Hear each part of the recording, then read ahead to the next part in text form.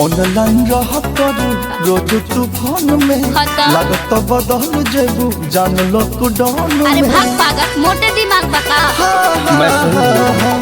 Online रह करू रोज तूफान में लागत बदल जेबू जान लॉकडाउन में। यह घोषल फिक्रिया हो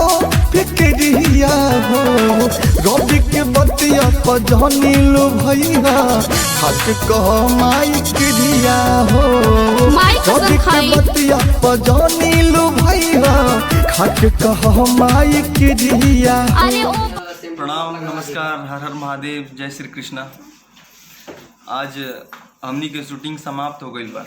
बहुत सारा गाना पजरा में गजरा और फोन में पर बिजी रहत और बहुत सारा गाना बा और वो गाना के जल्द से रिलीज हुई धकाधक म्यूजिक के माध्यम से। तो वो लोग जरूर एक बार देखें और सागर सम्राट के आशीर्वाद दें और हमारे साथ बढ़िया गायिका आवा हो। नमस्कार, प्रणाम, सबके पैर छू के प्रणाम कर दनी। कैसे हैं आप लोग? माता रानी से कहेंगे कि हे माता रानी आप लोग अच्छा रहे, मस्त रहे, व्यस्त रहे और हम लोग को ऐसे ही सुनते रहें, लाइक करते रहे, अपना प्यार एक दो गाना यहाँ खातिर लिख ले बानी दिल से।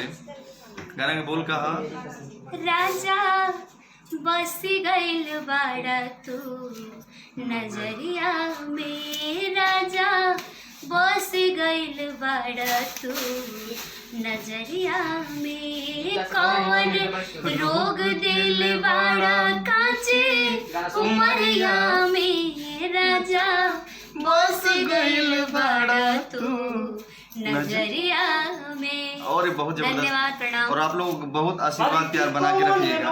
धन्यवाद।